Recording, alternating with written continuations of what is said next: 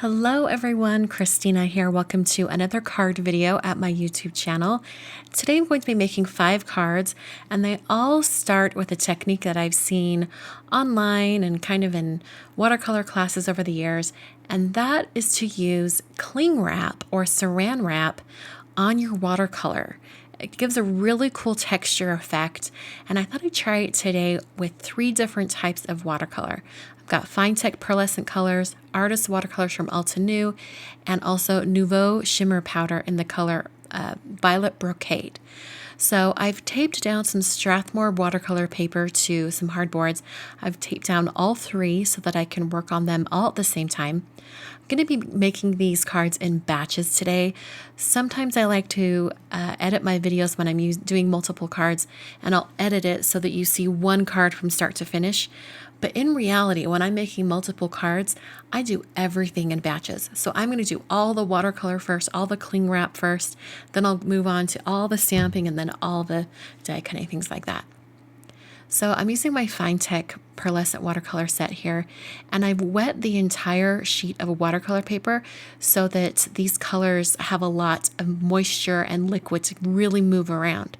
You don't have to do that. You can leave it dry, and then it has a more defined edge to everything. But I wanted lots and lots of hydration, so these paints and colors and pearlescent pigments would really move around. So I've got my background here.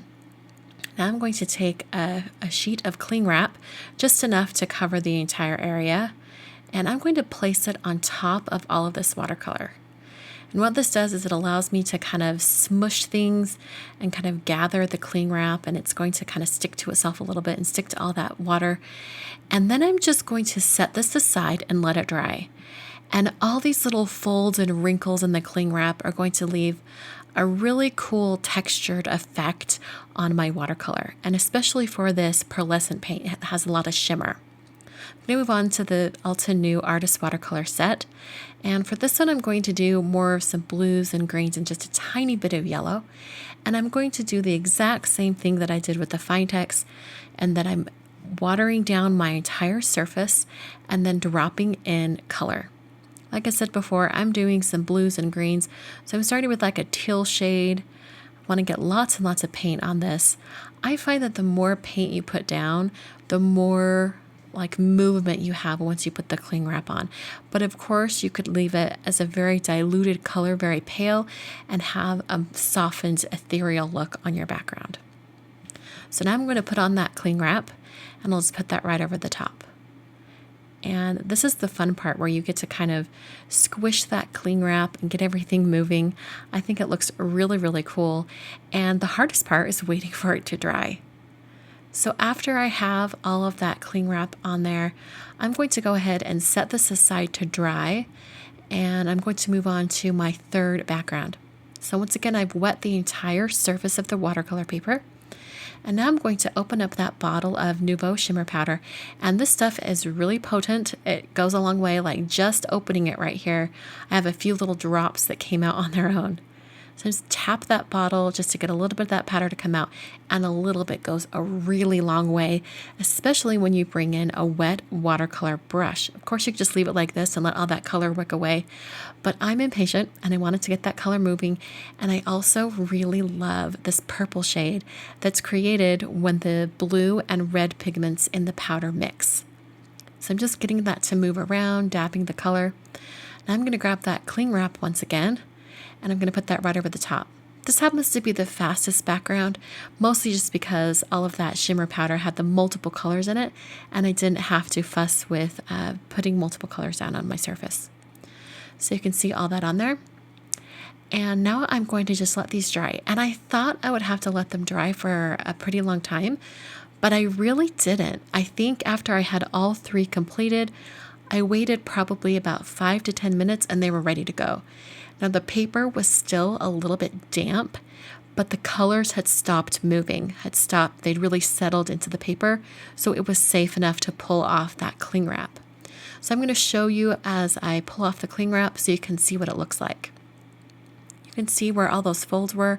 It just leaves behind a really cool texture. So I hit this with my heat tool just to make sure that that paper was no longer damp. And then I'm left with this really cool, like, almost looks like spider web texture on it. I think it looks really neat. For this background in particular, I wanted to have a little bit more gold, a little more shimmer, more intense colors.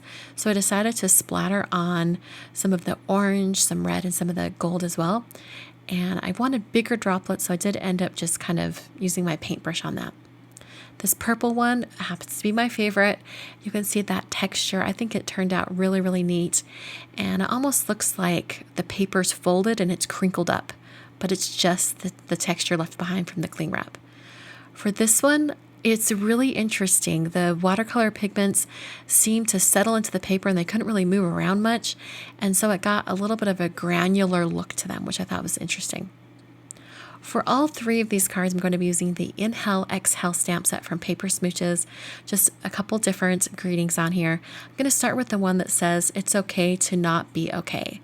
And I'm going to stamp it right there in the center of my purple background. And I'm stamping it in Versamark ink. I want the greeting to be white in the end. So I stamped it in Versamark and then coated it in white embossing powder. This is Alabaster embossing powder from Brutus Monroe. So I sprinkled that on and heat set that with my heat tool until it was smooth and melted. Then I set that aside and I worked on the blue and green one.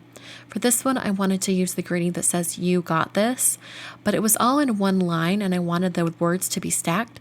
So I performed a little bit of stamp surgery, cut those apart, and then stamped it in Versamark ink. I'm going to make this one white as well.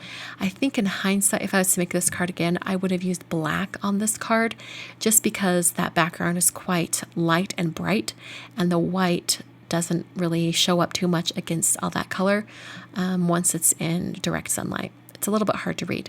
For this last one, I'm using VersaFine Onyx Black ink, and it's just going to go right over top of that pearlescent watercolor paint.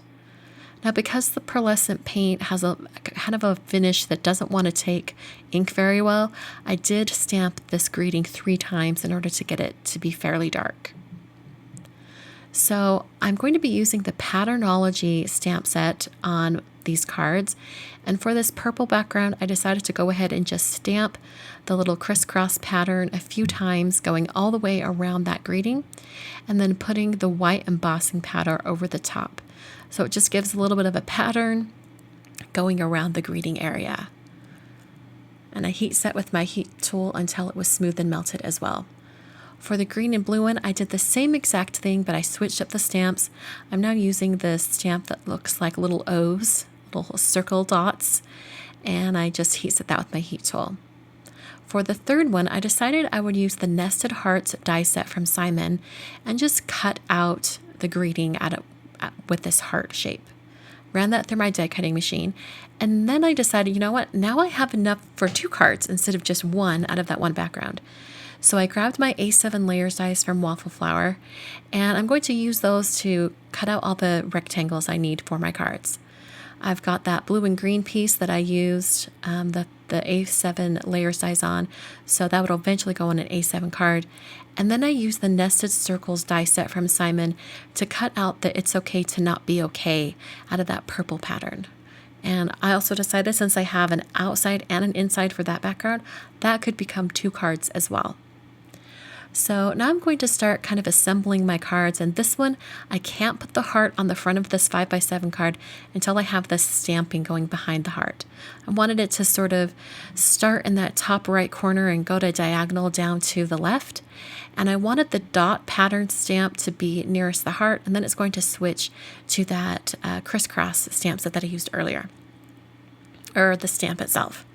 So I'm going to have it stamp off the edge of the card, kind of rotating it, getting a nice pattern going. And I wanted to show you that you can clean off half of the stamp and only stamp 3. You can get some different looks that way. So to finish that card, I'll just adhere it with some foam tape later on. For the negative areas of the die cutting, I die cut those with the A7 layers dies and then place them on the card fronts while it's in my MISTI stamp positioning tool, so that I could get the greetings positioned just right for where they will be on that cutout area. So I stamped that onto some Neenah Environmental Desert Storm cardstock. that's cut to an A7 card. And then I did the same with this black card base. It's an A7 card as well, but I'm going to be heat embossing it so that it's white. So I stamped it in Versamark ink first.